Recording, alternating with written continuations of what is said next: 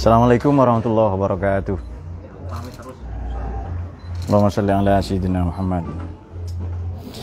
Salatullahi wa salam ala man uhiyal Qur'an wa ahli baitihil kiram wa sahbihi zawil Qur'an wa sahbihi zawil Qur'an. Salatullahi wa salam ala man uhiyal Qur'an wa ahli baitihil kiram wa sahbihi zawil Qur'an wa sahbihi zawil Qur'an. Ya man yara wa la yura wa fadluhu ammal anam yassir lana umurana bijahi sahibil Qur'an wa zidna ilman nafi'an bima hawa bihil Qur'an. Salatullahi wa salam ala man uhiyal Qur'an wa ahli baitihil kiram wa sahbihi zawil Qur'an wa sahbihi zawil Qur'an. Fa ya ilahana ij'alna minal ahali fil Qur'an wa zidna ilman nafi'an bima 'allamtana al-Qur'an. Amitna fi husnil khitam al qabuli bil Qur'an. Salatullahi wa salam hiyal Qur'an wa ahli baitihil kiram wa sahbihi zawil Qur'an wa sahbihi zawil Qur'an. Al-Fatihah.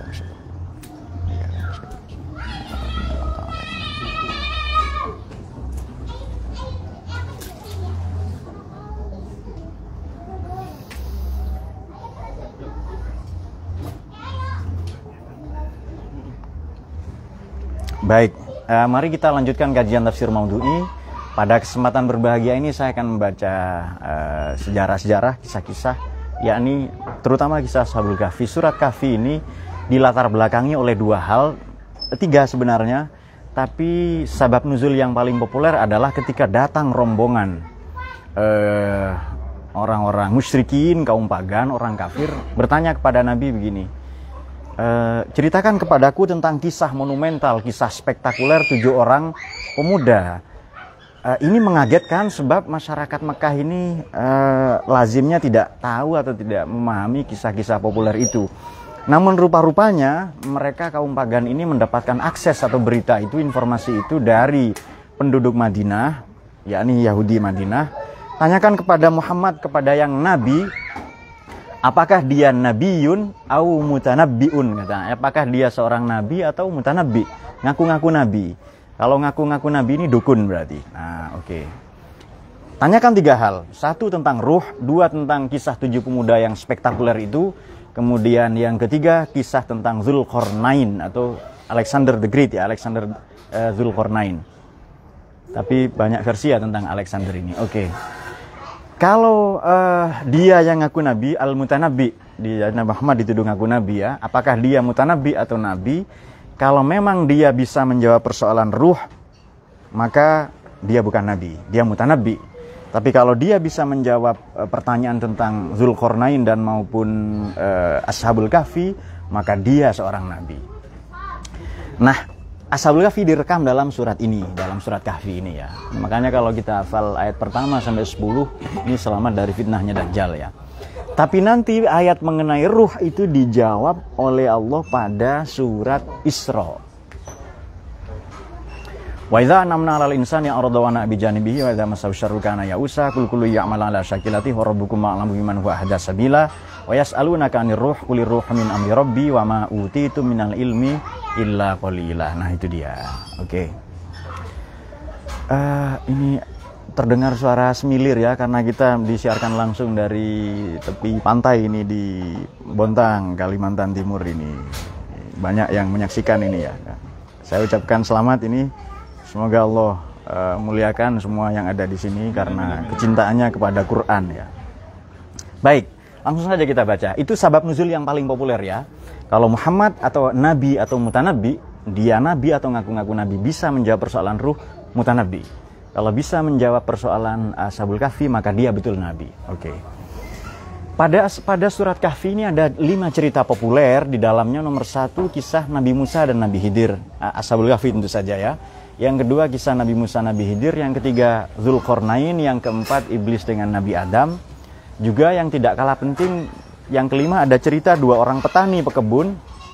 Petani ini si miskin, dia tidak serakah, tawakal qanaah, sementara petani yang kaya justru rakus. Oke, kita langsung ke topik. Alhamdulillahilladzi anzala ala 'abdihi al-kitab wa lam yaj'al lahu 'iwaja. Segala puji ya bagi Allah yang telah menurunkan kepada hambanya Quran, tidak ada iwaj. Iwaj ini bengkok di dalamnya. Langsung kita membuka tafsir Al-Mawardi. Iwaj ini An-Nukat wal Uyun ya. Mungkin beberapa teman di sini belum tahu. Tafsir Al-Mawardi ini termasuk dalam kategori tafsir Jam'ul Aqwal. Tafsir yang menghimpun banyak sekali pendapat, banyak sekali perspektif. Oke. Bismillahirrahmanirrahim. Ada salah satu takwilat, ada tiga penjelasan di sini, ada 3 takwil. Yang dimaksud iwaj itu apa? Yang dimaksud kontroversi di dalam Al-Qur'an itu apa? Kemudian ia disusul pada ayat yang kedua, qayyiman liyundzira ba'san syadidan min ladunhu wa yubashsyiral mu'minin alladzina lahum ajrun hasanah. Ia adalah bimbingan yang lurus, qayyim, mustaqim, liyundzira untuk memperingatkan ya. Karena memang tugasnya Nabi ini salah satunya nadzir ya. Ba'san syadidan. Salah satu siksa, salah satu azab yang sangat besar. Ini lagi-lagi mengingatkan kemarin apa ya? Waktu membaca surat Isra itu asra bi 'abdihi lailan. Aywajan. Kemudian ba'san syadidan. Oke. Saya bahas dulu sebelum membahas iwajan itu apa. Iwaj kan maknanya bengkok. Perlu diketahui oleh teman-teman atau rekan-rekan di sini, kalau ada suara nun mati atau suara tanwin, iwajan kan tanwin itu ya. Itu maknanya dalam tafsir itu 2, taklil dan taksir. Maknanya bisa sangat banyak, bisa sangat sedikit. Jadi terjemahan yang tepat seharusnya begini. Ini mohon maaf ya kepada saya ndak ikut terjemahan Kementerian Agama, tapi kan ndak apa-apa kan ya, karena kita hidup di negara yang bebas berpendapat ini. Kalau benar. Jadi makna yang tepat seharusnya begini. Segala puji bagi Allah, dialah zat allazi anzala ala 'abdihi, yang menurunkan kitab suci Alkitab ya kepada hambanya, lam yaj'al lahu 'iwajan, di dalamnya tidak ada sedikit pun. Itu dia. Itu baru betul itu. Karena makna tanwin, suara tanwin, iwajan, ba'san syadidan, lailan, ridwanun, itu maknanya sedikit pun. Contoh, waridwanun minallahi akbar. Ridhonya Allah meskipun sedikit itu jauh lebih hebat daripada seluruh gedung-gedung istana-istana di surga. Jadi tidak ada kontroversi, kesalahan-kesalahan, penyimpangan-penyimpangan sedikit pun. Itu dia. Saya ambil pendapat yang paling populer ini. Maka di sini juga bergeser liyundzira qayyiman, liyundzira lurus ini ya. Sebagai bimbingan direction yang lurus, liyundzira ba'san syadidan. Ini dia. Untuk memperingatkan akan siksa yang sangat berat. Berarti siksanya ini banyak ini. Tadi iwajan maknanya sedikit, sekarang begitu ba'san syadidan, suara tanwinnya menjadi banyak. Saya kira sudah dipahami ini ya. Milladunhu, dari sisi Tuhan, wa yubashsyiral mu'minin alladzina ya'maluna sholihat anna lahum ajran hasanah. Pada saat yang sama memberi berita gembira orang-orang beriman dan beramal saleh ya, sebagai ajron hasanan. Ini loh, Quran itu begini. Jadi pada saat tidak melulu mengancam tapi ngasih berita gembira. Jadi ba'san syadidan disusul dengan ajron hasanan. Ini kan hebat sekali ini. Ba'san syadidan, ajron hasanan. Makanya ba'san syadidan maknanya siksa yang berat, yang banyak. Ajron hasanan juga demikian. Tapi iwajan tadi maknanya sedikit. Ini dalam ulumul Quran ya. Jadi suara tanwin maknanya seperti itu. Ajrun azim, ajron aziman, ajron hasanan dan lain. Oke. Saya kira sudah kita dapatkan poinnya. Makisina fi abada, kekal di dalamnya, itu tidak ada. Kemudian wa yunzirul ladzina qalu takhadallahu walada.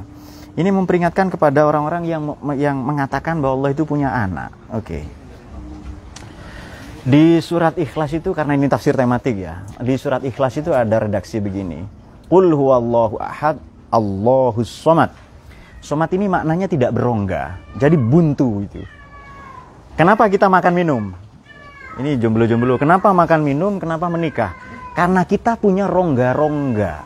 Rongga tenggorokan, rongga pencernaan, mohon maaf, rongga kelamin. Orang yang punya rongga-rongga pasti makan, minum, tidur, menikah. Allahus somad. Kalau buka terjemahan Kemenak atau Depak itu, Allah tempat bersandar. Tapi kalau kita membuka kamus Quran, fihris fi juzuri kalimatil Quran, basairu dzawit tamyiz, maqayisul lughah, mufradat al-fadhil Quran, sekurang-kurangnya pada maqayisul lughah dan mufradat al-fadhil Quran ya, maqayisul lughah Ibnu Faris, kita akan temukan salah satu maknanya adalah tidak berongga. Jadi Allah tidak berongga. Buntu. Kalau masuk ke situ kita tidak bisa keluar. Kalau Allah sudah menutup diri dari kita tidak bisa mengaksesnya. Ini nauzubillah ya. Oke. Karena itu ayat berikutnya lam yalid walam yulad, tidak beranak, tidak diperanakkan. Tidak beranak berarti Tuhan bukan mak ya. Tidak diperanakkan berarti dia bukan anak. Ini korelatif ya, berkorelasi dengan wa yunzirul ladzina qalu ittakhadallahu walada. Nah, teman-teman kalau mau paham korelasi ayat dengan ayat, surat dengan surat, yang ngaji di channel ini ya tentu saja. Tapi kalau mau tahu kitabnya Nazmud Duror fi Tanasubi Ayati Waswar ya. Nazom itu maknanya susunan rangkaian, duror ini mutiara, mutiara yang disusun, fi Tanasubi Ayati Waswar. Ini teori tanasub ya, teori munasabatul ayat dan ayat atau surat dengan surat. Korelasi ayat dengan ayat. Sebenarnya surat Kahfi ini pun kita bisa dapati mukaddimahnya di ayat sebelumnya. Tapi ini masih mukaddimah ya, belum Ashabul Kahfinya ini. Malahum bihi min ilmi wala li abaihim. Mereka tidak tahu, bapak-bapak leluhur mereka juga tidak tahu itu. Kaburat kalimatan takhruju min afwahihim iyaquluna illa kadziba. Yang mereka katakan bohong saja. Fala'allaka bakhi'un nafsaka ala asarihim illam yu'minu bihadzal hadithi asafan. Maka apakah barangkali kamu akan membunuh dirimu karena bersedih hati setelah mereka berpaling sekiranya mereka tidak beriman kepada Al-Quran. Oke. Coba kita buka tafsirnya. Bismillahirrahmanirrahim pada ayat yang ke-7, pada ayat yang ke-6. Mula-mula kita akan membuka tafsir Ummahat ya, At-Tabari, Ibnu Katsir, Al-Qurtubi, Al-Baghawi. Bismillahirrahmanirrahim. Fala'allaka bakhi'un nafsaka. Jadi begini, ini cerita menarik ya. Biasanya orang ditegur karena salah, tentu saja. Ditegur karena salah, melampaui batas, ugal-ugalan ya kan. Tapi Nabi Muhammad ditegur oleh Allah karena terlalu baik. Jadi kok ada manusia seperti itu? Nabi Muhammad ditegur oleh Allah karena terlalu baik. Nah, buktinya mana? Ayat ini. Fala'allaka bakhi'un nafsaka ala atharihim illam yu'minu bihadzal haditsi asafa. Mari kita membuka Al-Qurtubi ya. Imam Qurtubi wafat 671. Qauluhu ta'ala fala'allaka bakhi'un nafsaka ala atharihim bakhi'un ay muhlikun wa qatil. Muhammad, apakah engkau akan merusak dirimu sendiri? Berdakwah lupa makan sampai lupa diri, lupa mengurus diri, atau muhlik, merusak diri, atau qatil. Apakah engkau akan membunuh dirimu sendiri? Waqad taqaddama atharihim jam'u asar. Wa yuqalu isrun wal makna ala asari tawallihim wa i'radihim anka illam yu'minu bihadzal hadis. Asafan maknanya huznan, hadis maknanya Quran di situ, bukan hadis Nabi ya. Huznan wa ghadaban ala kufrihim wa antasaba ala tafsir. Jadi terjemahan yang gampang begini. Ini maknanya lah ya, karena terjemah itu juga bagaimana ya? Terjemah itu juga tafsir, karena Quran tidak bisa diterjemahkan firman Allah ya. Oke. Fala'allaka bakhi'un nafsaka ala asarihim. Apakah engkau akan menyiksa diri, merusak dirimu sendiri sampai nanti engkau meninggal? Dan engkau bersedih ya, membenci kalau mereka tidak beriman. Jadi saking kepinginnya, bagaimana di Quran itu laqad ja'akum rasulun min anfusikum, boleh dibaca anfasikum kata Imam Mawardi itu. Harisun alaikum bil mu'minina raufur rahim. Saking kepinginnya orang masuk Islam semua. Nah itu dia. Oke. Langsung saja kita ke ayat berikutnya. Pada ayat yang ke-7, inna ja'alna ma'alal ardi zinatan laha linabluwahum ayyuhum ahsanu amala. Ini saya singkat-singkat saja ya. sebelum ke Ashabul Kahfi. Inna ja'alna ma'alal ardi. Allah atau kami menciptakan, menjadikan. Ja'ala, apa bedanya dengan kholaqa? Ja'ala ini menjadikan dari bahan dasar. Misalnya Allah menjadikan ja'alal ardo mihadan. Allah menjadikan bumi ini seolah-olah rata atau seolah-olah hamparan. Padahal bumi itu tidak rata. Jadi sama dengan, jadi kalau ja'ala itu Allah ciptakan dari bahan dasar yang sudah ada. Bagaimana itu? Inna ja'alnakum yang syu'ban wa qabaila lita'arafu, itu bagaimana ayatnya itu ya? Inna ja'alnakum min zakarin wa unsa ya. Sudah ada manusianya, tapi Allah jadikan ja'ala ini, menjadikannya sudah ada manusia, lalu Allah jadikan bersuku-suku, berbangsa-bangsa. Inna khalaqnakum ya, inna ja'alnakum, kemudian banyak ya penciptaan. Jadi kalau khalaqo, Allah jadikan manusia dari bahan dasar, Allah menjadikan manusia tanpa contoh. Itu khalaqo, menjadikan apapun ya. Tapi kalau ja'ala dijadikan dari bahan yang sudah ada. Contohnya ayat ini. Inna ja'alna ma'alal ardi. Allah ciptakan apa yang ada di bumi. Buminya kan sudah ada itu. Zinatan sebagai perhiasan laha. Bagi si bumi itu lina beluahum ayyuhum ahsanu amalah. Oke, ini menarik ya, karena Allah tidak minta kita beramal banyak tapi beramal baik. Ini kan cocok banget dengan nafsu kita ini. Jadi amal tidak usah banyak, yang penting berkualitas. Secara ya fikih amal itu benar, secara tasawuf amal itu ikhlas. Wa inna laja'iluna ma 'alaiha sa'idan juruza. Sungguhnya kami benar-benar akan menjadikan pula apa yang di atasnya menjadi tanah yang rata, sa'idan juruzan, dan tandus. Ini di banyak tafsir maknanya menjelang kiamat. Oke, ini langsung sekarang ke ayat yang ke surat Kahfi ayat yang ke-9. Am hasibta anna ashabal kahfi warraqim kanu min ayatina ajaba. Kamu kira cerita Ashabul Kahfi itu tak menakjubkan? Banyak yang lebih menakjubkan dari itu. Seolah-olah Allah mau berfirman demikian. Nanti kita buka ayat yang ke-9 pada surat Kahfi. Surat Kahfi ini surat yang ke-18. Oke. Bismillahirrahmanirrahim. Amasibta nasabal kahfi warraqimi kanu min ayatina ajaba.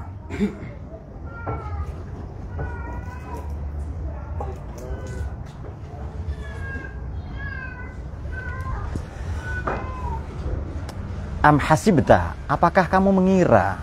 Tentu saja mereka yang dimaksud. Tadi orang-orang rombongan yang datang kepada Nabi dapat informasi dari orang-orang Yahudi. Tanyakan ini kepada Nabi Muhammad, kalau bisa menjawab cerita Ashabul Kahfi, 7 pemuda yang ditidurkan oleh Allah itu selama 309 tahun, maka dia Nabi. Tapi kalau Muhammad menjawab persoalan ruh, maka dia mutanabbi, Nabi palsu. Dukun lah itu ya. Oke. Am hasibta anna ashabal kahfi warraqimi kanu min ayatina ajaba. Kamu kira ini sudah sangat menakjubkan. Amal kahfi fa huwa gharun fil jabal alladzi awah ilaihil qaum. Tempat yang bernama Ashabul Kahfi ini, gua kahfun, kahf. Kahf ini maknanya gua besar tapi pintunya kecil. Jadi ini gua ini besar ya, berongga di dalam tapi pintunya kecil, itu kalau di kamus ya.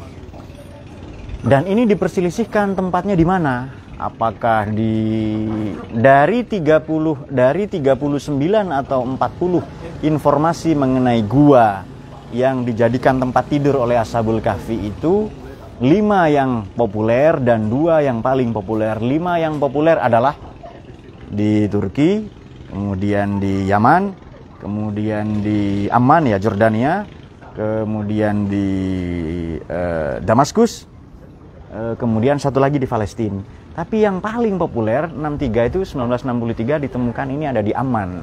Jadi 7 atau 8 kilo dari ibu kota Amman ya, Yordania, ditemukan ada gua seperti itu.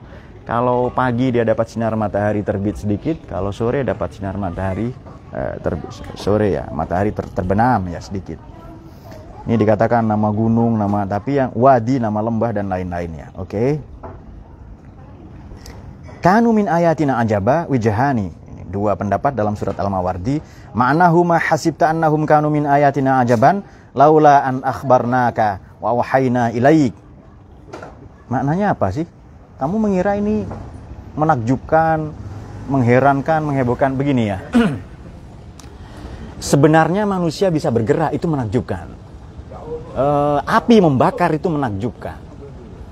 Kemudian tangan ini bisa menyentuh aliran darah, kelenjar, reseptor. Ini semuanya menakjubkan. Akan tetapi karena kita sudah menyaksikannya setiap hari, maka ketakjubannya itu tereduksi. Tidak terlalu menakjubkan. Karena kita sudah melihat setiap hari. Api membakar tidak mengherankan. Justru kalau api ini terasa dingin mengherankan. Maka Allah bikin itu juga dalam peristiwa Nabi Ibrahim ya. Alaihissalam. Oke.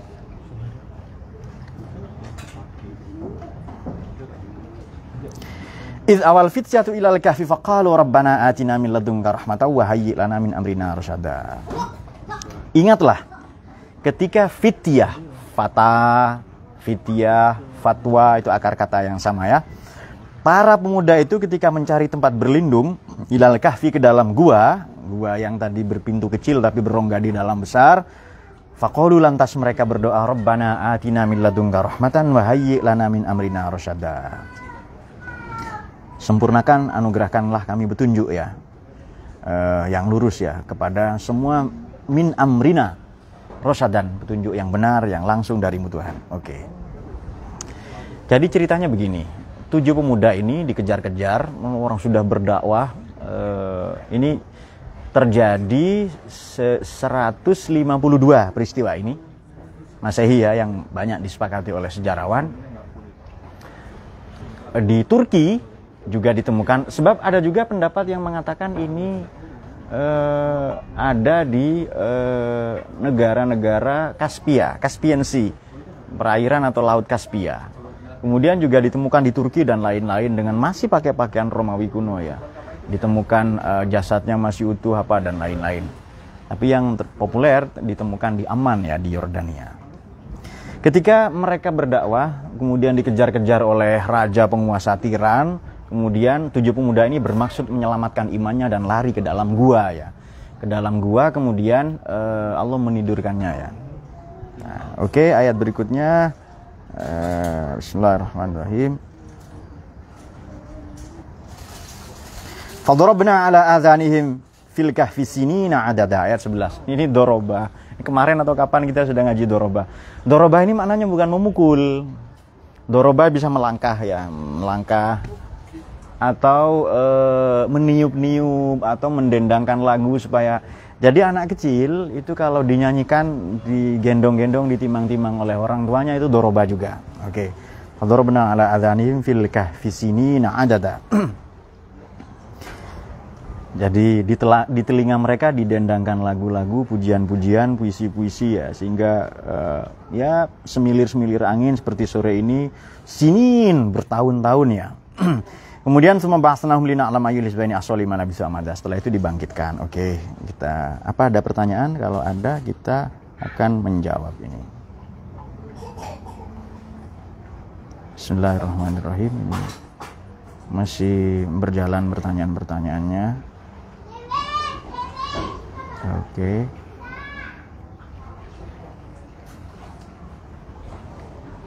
Bismillahirrahmanirrahim. Ada pertanyaan, ngapunten mau tanya di luar tema, bagaimana tanggapan Anda mengenai pernyataan menak ya? Iya, bagaimana tanggapan Anda tentang pernyataan menak? Seru. Iya, biasa aja. Tanggapan saya yang ngopi dulu lah itu. Oke. Mengapa ada disinformasi berita, mengapa ada hoax ya, mengapa ada adu domba, mengapa ada pemelintiran, mengapa ada penggorengan. Ini semata-mata dilatar belakangi oleh 2 hal. Ini dalam psikologi ya. Kok ini dibelokkan? Satu, teramat cinta, yang kedua teramat benci. Kalau tidak salah yang melintir-melintir itu mantan menteri ya, betul ya? Menteri apa itu waktu itu ya? Menteri olahraga. Menpora, Roy Suryo ya? Itu harus fakultas fakultas teknik itu harus tutup ya. tukang komputer kok jadi menteri olahraga. Tapi enggak apa-apa. Tapi ya punya kemampuan gitu saja. Oke, Menteri Pemuda dan Olahraga. Kalau enggak salah beliau juga enggak hafal lagu Pancasila ya kan ya? Iya, Indonesia Raya, sorry. Di sanalah Pancasila, salah pokoknya. Kita tidak ingin menanggapi itu, tapi baik, pernyataan Menak ini tidak ada persoalan. Ini undang-undangnya sudah lama, sejak zaman Orde Baru sudah ada sampai sekarang. Terus ini kan pernyataannya apa? Ini supaya pengeras suara ini diatur, bukan dilarang. Apalagi menyamakan azan dengan anjing. Ini jelas pelintiran. Ini kejam sekali ya. Seorang ahli propaganda dari Rusia namanya Anatoly Lunacharsky menyatakan begini. Ini resiko ngaji sama ilmuwan ya, jadi Anda akan berpetualang kemana-mana. Ini seorang ahli propagandis dari Rusia mengatakan, Anatoly Lunacharsky mengatakan begini. Kamu sampaikan kebohongan itu sekali. Kemudian kamu tutupi kebohongan itu 2 kali. Terus kamu tutupi lagi supaya tidak ada orang tahu. Terus begitu sampai orang tahu bahwa yang bohong itu benar dan yang benar adalah bohong. Ini namanya propaganda. Baik, bisa kelihatan buruk. Ya ini bisa dengan buzzer, bisa dengan sosmed, bisa dengan macam-macam lah ya. Saya menyimak pernyataan Menak itu tidak ada persoalan, cuma diatur saja. Kenapa dipotong-potong? Ya kita hidup di era ini kok. Kita hidup di era big data. Saya mau tahu nasi goreng atau apa menu di Bontang ini yang keren apa yang? Gami Bawis ya. Yang paling enak di Bontang atau di Kalimantan Timur. Saya tidak usah survei itu. Nggak usah nyuruh orang naik motor, naik mobil, nggak usah. Saya cuma buka NU Jack misalnya. Ini yang paling banyak diakses apa? Saya akan tahu. Jadi saya kalau mau buka usaha ikan, nasi goreng, nggak usah ke dukun. Tanya saja, ini era big data namanya. Provider itu tahu. Ini yang paling laris misalnya apa? Gamis, jilbab, apalagi cadar, apa ninja, apa yang paling laris itu tahu karena setiap hari ada orang pesan paket gitu. Itu enggak usah kita cari apa ke dukun atau apa. Nah, jadi menanggapi persoalan Menak ya Gus Menteri ini saya kira enggak ada persoalan. Ini pengeras suara, apa azan, suara iqomah, tarhim tidak dilarang, hanya diatur waktunya dan volumenya. Sudah saya kira itu. Kemudian pertanyaan kedua dari Ahmad Jayadi, mengapa Quran harus cerita banyak kisah sejarah tapi tidak presisi tempat dan nama dan tempat? Oke, ini bagus sekali sehubungan dengan tema kita. Mengapa Quran bercerita banyak kisah sejarah tapi tidak presisi? Nama tidak jelas, tempat tidak. Kayak Ashabul Kahfi itu, namanya siapa? Tempatnya di mana? Oke, kita bisa mengungkapkan 2 teori. Nomor 1 misalnya adalah pendapat Imam Asy'arawi, Syekh Mutawalli Asy'arawi ini seorang ulama meninggal 98 ya, seorang ulama besar di Mesir ini. Beliau katakan begini, kalau Quran cerita nama, peristiwa tidak akan terulang. Contoh Siti Maryam, yang beliau punya anak tanpa suami ya, oke. Tapi kalau nyebut gelar, peristiwa ini akan terulang. Contoh Fir'aun ini bukan nama tapi gelar. Yang dilawan Nabi Musa itu Ramses bin Meneftan. Qorun itu bukan nama tapi gelar. Kemudian Abu Lahab itu bukan nama tapi gelar. Maka akan ada Abu Lahab kontemporer, Qorun milenial misalnya. Kemudian Fir'aun kekinian. Itu dia. Karena nama tidak disebut, tempat tidak disebut. Dan hikmahnya apa sih Quran ini? Tujuannya apa? Ingin nilai-nilainya yang diambil substansinya. Ini loh ada peristiwa-peristiwa menakjubkan, keajaiban-keajaiban, ambil substansinya, itu dia. Jadi mengapa banyak cerita kisah sejarah? Dan sejarah ini cara untuk kenal Quran loh ya. Quran itu 824 ayat tentang sains. Kalau Anda mau paham Quran, pintunya itu sains. Itu baru nanti bisa paham Quran itu. Jadi begini, Quran kan isinya 2 saja, maqasid dan kaifiyat. Maqasid tujuan Quran turun, kaifiyat cara kita meraih tujuan. Kalau ada orang tidak percaya, Allah turunkan barohin, bukti-bukti. Ini pendapat dalam Al-Itqan fi Ulumil Quran, Al-Burhan fi Ulumil Quran, dan Al-Lubab fi Ulumil Kitab. Anda bisa mengakses semua ini di 3 buku, 3 kitab tadi itu ya. Al-Lubab fi Ulumil Kitab Ibnu Adil, Al-Itqan ini Imam As-Suyuti. Oke. Kalau mau paham Quran, ya pahami tujuan Quran turun. Oh, akidah, syariah, akhlak. Kemudian bagaimana cara pahamnya? Dengan sains. Kemudian kadang Quran bercerita manusia. Kadang Quran juga bercerita sejarah. Jadi sejarah ini untuk memahami Quran juga. Jadi orang kalau mau paham Quran ya paham sejarah, antropologi budaya. Kemudian arkeologi dan lain-lain. Baru nanti terakhir paling bawah, paling pojok Quran ini cerita al-wa'ad wal-wa'id. Surga dan neraka. Wa'ad janji maknanya surga, wa'id ancaman maknanya neraka. Ini terakhir. Tapi aneh ya. Jadi teman-teman bisa begini ini. Ini di seluruh dunia yang menyaksikan ini. Kalau Anda nemu khotib Jumat, oknum penceramah atau tukang khutbah atau mubaligh, ceritanya neraka tok. Nomor 1 ndak paham sains, nomor 2 ndak paham filsafat manusia, antropologi budaya, nomor 3 ndak paham sejarah, dia tahunya neraka. Kalau cerita surga, pol bidadari dan keteknya lah, ketiak bidadari tok itu ceritanya itu. Nah, itu karena ndak paham sains ya. Padahal surga neraka porsi terakhir itu, porsi terakhir nanti. Sampun, berikutnya adalah Ogo dari Mas Ogo Bogoria. Tapi ini orang Sulawesi ini pasti ini. Tapi apakah semua ayat Al-Qur'an itu korelatif? Seperti contoh ayat yang dibacakan tadi di redaksi Buntu yang berkaitan dengan ayat selanjutnya. Apakah tidak berbahaya kalau kita suka memotong-motong ayat? Karena dewasa ini banyak sekali penceramah yang suka ambil dalil Quran secara tekstual jadi saja dan ditafsirkan. Jadi begini, ada ayat-ayat muqatta'ah ya, yang terpotong-potong. Alif lam mim qaf nun kaf ha ya ain shad. Ini hanya Allah yang tahu. Tapi saya sebutkan saja begini, misalnya ini kok ayat ya, setelah surat Iqra ayat 5 kan seharusnya kalau berdasarkan urutan ayat yang turun adalah yang ditulis ayat 6 Iqra itu adalah nun wal qalami wa ma yasturun atau ya ayyuhal muddatsir. Tapi kok beda? Alamal insana ma lam ya'lam ara'aital ladzi yanha 'abdan idza shalla.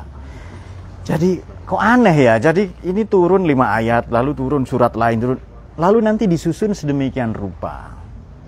Jadi susunan Quran ini sebenarnya sudah korelatif. Kalau kita mendapati, silakan ini pertanyaan ini kepada Puang Ogo Bokoria, silakan menyimak kajian minggu lalu tafsir surat Isra, itu ada penjelasan tentang pertanyaan Anda ini. Jadi kok setelah cerita Isra, kok cerita Nabi Musa? Kok setelah itu cerita Nabi Nuh? Itu penjelasannya silahkan diakses kemarin ya. Nah, soal pernyataan Anda, apakah tidak berbahaya kalau kita suka memotong-motong ayat? Bahaya sekali. Berbahaya sekali itu. Makanya tadi oknum ustadz ya, karena dewasa ini banyak sekali penceramah yang suka ambil dalil Quran secara tekstual saja dan ditafsirkan sendiri. Cocokologi. Wah, ini berbahaya sekali. La taqraba hadhihi syajarah. Jadi saya misalnya jurkam dari partai A mengatakan la taqraba hadhihi syajarah. Jangan dekati partai yang simbolnya adalah pohon. Fatakuna minaz zalimin. Kamu nanti zalim. Nah, itu dia. Itu kan berbahaya sekali kalau ada menafsirkan begitu. Dari Maulid Fathur Rahman Aufa, Ashabul Kahfi, apa gunanya? Ini Indonesia banget ini. Apa gunanya untuk kebangsaan dan keindonesiaan? 2 saja. Jadi Ashabul Kahfi ini apa gunanya untuk Indonesia? Ini keren ini pertanyaan ya. Apa gunanya Ashabul Kahfi untuk Indonesia? Wis, bagus ini. Oke, menurut saya 2 saja. Bangsa ini kan disusun oleh apa bangsa Indonesia ini? Bangsa Indonesia adalah menyatunya bangsa-bangsa, suku bangsa ya. Jawa, kemudian Bugis, kemudian Ambon, Batak, semuanya menyatu ya. Dan nanti baru menjadi bangsa Indonesia. Kemudian Indonesia itu sendiri adalah nama untuk tumpah darah, tanah air, untuk bahasa dan untuk bangsa. Seperti tertuang dalam Sumpah Pemuda. Cerita-cerita seperti ini, Ashabul Kahfi, ya, apa gunanya untuk bangsa Indonesia? Saya sebutkan 2 saja. Nomor 1, sekarang banyak orang misu-misu, apa aku adzan disamakan dengan anjing, apa gitu-gitu kan ya? Anjing itu masuk surga. Saya pernah dituduh begini. Jadi suatu ketika ya, saya langsung di WA oleh, ya teman ngopi saja tapi hanya beda pilihan politik. Kalau tidak bisa menjadi singa, Allah Jangan menjadi anjing-anjing Cina dan kafir katanya. Saya balas, singa tidak ada yang masuk surga, tapi anjing ada. Di surat Kahfi tadi itu saya sebutkan itu. Am hasibta anna ashabal kahfi warraqim kanu min ayatina ajaba itu ya. Ya tidak bisa balas setelah itu ya. Singa tidak ada, yang masuk surga itu burung. Ya tentu saja kalau kita semua kan ya dengan burungnya, burung, kemudian unta, untanya Nabi Soleh ya, semutnya Nabi Sulaiman itu, singa tidak ada. Nah dalam konteks ini apa gunanya? Ini cerita begini ya. Ashabul Kahfi ini cerita pakai 2 kalender, 300 dan 9 tahun. 300 ini kalender Masehi dan 9 tahun kalender Hijriah. Maknanya belilah kalender Masehi dan Hijriah itu. Bukan, maknanya hormati kalender Masehi karena kita bangsa Indonesia, ya kan? 17 Agustus, apalagi yang di kalender umum itu loh, Masehi itu. Kalender Gregorian itu. 17 Agustus, Hari Pahlawan itu kan semua pakai kalender itu. Kalau kalender Hijriah ya hormati hari-hari besar Islam. Ya Isra Mi'raj, ya Maulid Nabi ya, dan lain-lain lah, nuzulul Quran dan seterusnya. 2, dan ini yang paling penting karena pertanyaannya aneh kita jawab aneh-aneh juga. Apa gunanya untuk keindonesiaan kebangsaan? Indonesia ini sekarang sedang dilanda perpecahan. Perbedaan pendapat itu tidak dirayakan sedemikian rupa, sedemikian indah, malah dianggap sebagai perpecahan. Maka cerita Ashabul Kahfi ya, ini kan cerita orang yang lari, dikepung, dikejar-kejar supaya dia mengganti akidahnya. Lari tujuannya apa? Dia berlindung di dalam gua. Nah maknanya apa? Sesekali kita harus berkholwat. Ini sunnahnya para nabi ya. Nabi Muhammad berkholwat, bertahanus. Jadi sesekali untuk menghindari kebingungan, kebisingan hidup, kita berkholwat ke dalam gua. Maknanya kita ke musola dulu, kita ke masjid, kita di rumah. Kita butuh spasi. Kita butuh jeda dalam hidup supaya, kan tulisan itu kan tidak bisa dibaca tanpa jeda. Misalnya jomblo kupinang kau dengan bismillah, tidak ada jedanya, tidak ada spasi, tidak bisa dibaca. Apa ini kan? Tidak bisa dibaca itu. Maka hidup itu butuh spasi. Nanti Ramadan itu spasi ya. Untuk kita tahu makna itu butuh spasi tulisan itu. Nah, saya kira cerita mengenai Ashabul Kahfi ini spasi ya. Jeda untuk kita memahami hidup. Jeda untuk kita merefleksikan seluruh makna hidup kita, merenung insafi perbuatan kita selama beberapa tahun terakhir. Oke. Kisah berikutnya dari hambamu El Fakir. Semua apa yang terjadi dan manusia perbuat itu pertama merupakan takdir Allah. Baru selanjutnya kalkulasi atau perkiraan manusia. Ini pernyataan bukan pertanyaan.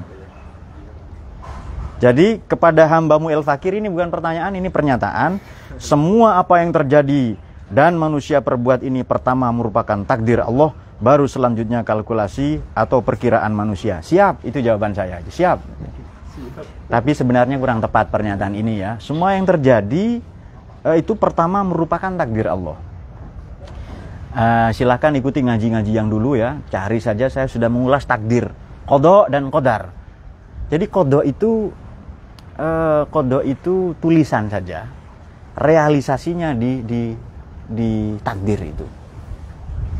Jadi semua yang terjadi bukan qadar, bukan takdir sebenarnya. Semua yang terjadi qada dulu, baru takdir. Kalau mau betul ya pernyataan ini. Tapi karena dia menyatakan sikapnya, ya sudah, tidak apa-apa. Kalau mau tahu qada dulu. Maka doa yang diajarkan Nabi bagaimana? Allahumma inna nas'aluka aisyas syuhada wa mautas syuhada. Allahumma ighfir li jami'il muslimin risalah. Kemudian Allahumma laka aslamna wa bika amanna wa alaika tawakkalna wa ilaika hakanna wa qasanna faghfir lana ma qaddamna wa ma akharna wa ma asrarna wa ma alanna wa anta nabiyyin antal muqaddim antal muakhir la ilaha illa an. Wa nas'aluka Allahumma an taj'ala kulla qada'in qadaitahu lana khairah. Kita mau ketentuan yang baik. Qadar itu realisasinya. Kita bisa upayakan, itu dibahas minggu lalu ya. Ini benda saya jatuhkan pasti pecah karena gelas. Tapi saya berusaha, di bawah ini kita kasih karpet, mungkin pecah tapi tidak terlalu. Jadi kepada Mas hambamu El Fakir urutannya qada dulu ya. Tapi kalau itu pendapat Anda ya kita setuju saja, mantap lah itu. Kemudian ada lagi kah? Oga tadi sudah, Ogo kayaknya sudah semua ya. Kita sudah menjawab semua pertanyaan.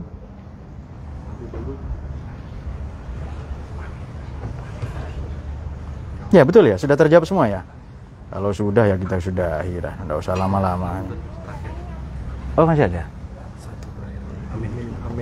Oke, baik. Dari Mas Aminuddin, kenapa ada ayat yang tidak bisa difahami, sedangkan tadi dibilang bahwa Quran adalah sains? Ini sudah melintir ini. Quran adalah sains, bukan. Salah satu isi Quran 800 ayat itu sains. Kenapa Quran sulit difahami? Ada ayat yang nggak bisa dipahami. Saya sebutkan tadi yang nggak bisa dipahami itu apa sih? Ayat muqatta'ah ya, muqatta'ah. Apa itu? Nun, qaf, hamim, alif lam mim itu nggak ada yang paham kecuali Allah itu. Nah, kepada penanya tadi Ummu siapa? Aminuddin. Kepada Amin Udin saya jawab begini. Quran itu Mas Aminuddin katanya Imam Ali Zainal Abidin isinya 4. Jadi kalau mau paham Quran isinya 4 ya. Oke. Nomor 1 ayat Quran ini adalah ibarat. Ibarat itu teks. Berarti Quran itu diksi. Kalau mau paham ya pahami teksnya, ini teksnya begini ini. Jadi misalnya begini, wajah rabbuka wal malaku soffan soffa. Tuhanmu datang dan malaikat baris berbaris. Berarti Tuhan adalah komandan upacara. Nah itu. Itu Quran ibarat. Kalau mau lebih tinggi dong, ini untuk awam ini. Kalau mau tahu Quran itu isyarat, konteks, bukan lagi teks tapi konteks. Quran turun bersama konteks kan ya. Sekarang konteks kita berbeda, itu teori double movement itu, Fazlur Rahman itu. Kalau mau lebih tinggi adalah lataif. Ini kata Imam Ali Zainal Abidin. Jadi Sayyidina Ali Zainal Abidin ini cucunya Nabi ya, cicinya Nabi. Quran untuk orang awam adalah ibarat, teks-teksnya gitu ya sudah. Tapi kan banyak yang tidak sesuai teks pemahaman kita itu. Contohnya sayyarah. Sayyarah maknanya mobil. Di surat Yusuf itu. Jadi mengambil anak yang nyemplung ke sumur pakai mobil itu. Rupa-rupanya sayyarah itu waktu itu maknanya kafilah. Jadi Quran ini ayat Quran nomor 1 ibarat, teks, diksi. Nomor 2 isyarat, konteks, indiksi. Nomor 3 lataif. Quran itu software. Ada kan cerita sabar di Quran. Anda paham kalau diinstal sabar itu. Yang ketiga itu yang puncaknya yang keempat adalah Quran itu haqaiq, hakikat, tidak ada yang kenal, yang tidak ada yang paham kecuali Allah itu. Dan di Quran ini harus banyak belajar ya kepada penanya ini, kepada yang terhormat saudara Amin Udin ini harus banyak sekali belajar ini. Karena katanya Quran sains itu. Saya tidak bilang gitu tadi itu. Baru dengar saja sudah salah paham itu kan itu. Apalagi toa ya kan itu aduh. Nah oke, saya kira itu. Oh masih ada lagi. Ini khairul muttaqin ya. Oke sampun sudah. Khairul muttaqin. Apakah ada kemungkinan Al-Quran yang sekarang dibukukan masih ada ayat yang belum dicantumkan? Tidak ada. Kalau ada yang Allah belum sampaikan karena kasihan ke kita. Itu dari Mas Khairul Muttaqin. Jadi semua sudah disampaikan. Al-yauma akmaltu lakum. Sudah saya sempurnakan. Sudah saya sampai semuanya sudah itu. Tapi Quran yang cuma 6 ribuan ayat ini apa bisa menyelesaikan seluruh persoalan? Ya. Kalau kita bijaksana, kalau kita bisa mencerdasinya. Wah, banyak ini. Silakan Anda buka kajian di kanal ini ya, Sains Quran. Sains itu saya bahas beberapa kali itu. Sains Quran, psikologi Quran, sosiologi Quran, antropologi, waduh banyak lagi itu. Silakan buka di kanal ini ya, ada ratusan video itu. Dari Wandi Wabarik, bagaimana cara mengetahui arah kiblat di hutan tapi tidak membawa fadom? Bagaimana mengetahui arah kiblat di hutan? Ya sudah, mustaqbilal kiblati saja. Masa di mana di hutan tidak ada matahari kah? Kan bisa kita tahu kan matahari terbit dari timur. Kalau dari barat berarti kiamat itu. Ya sudah cari petunjuk arah lah itu kan. Tapi kalau belum waktu sholat katanya. Kalau belum waktu sholat misalnya. Ya sudah nanti dicari saja. Kalau sudah tiba waktu sholat, kiblat belum ketemu, sudah sholat saja itu. Bagaimana mencari kiblat di tengah hutan? Makanya nggak usah ke sana ya. Nah itu bukan jawaban itu, bukan jawaban. Jadi Allah itu maha tahu ya. Ayat Quran itu yang cerita tentang kemudahan-kemudahan itu temuan saya 24 ya, mungkin bisa lebih ya. Intinya agama itu gampang. Hadis yang cerita kemudahan banyak sekali, agama itu mudah, jangan dipersulit. Sholat nggak bisa berdiri ya duduk, nggak bisa puasa karena ibu menyusui atau ibu hamil nggak usah puasa. Kemudian kalau miskin nggak usah zakat. Mau berangkat haji tiba-tiba dengkul kesemutan nggak bisa berdiri ya nggak usah.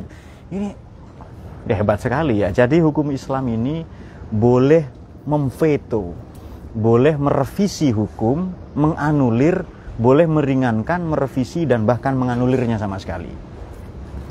Wudu sudah jelas itu. Hukum misalnya, hukuman potong tangan misalnya, wajib kan, sudah vonisnya jelas di Quran. Tapi kalau musim paceklik nggak jadi.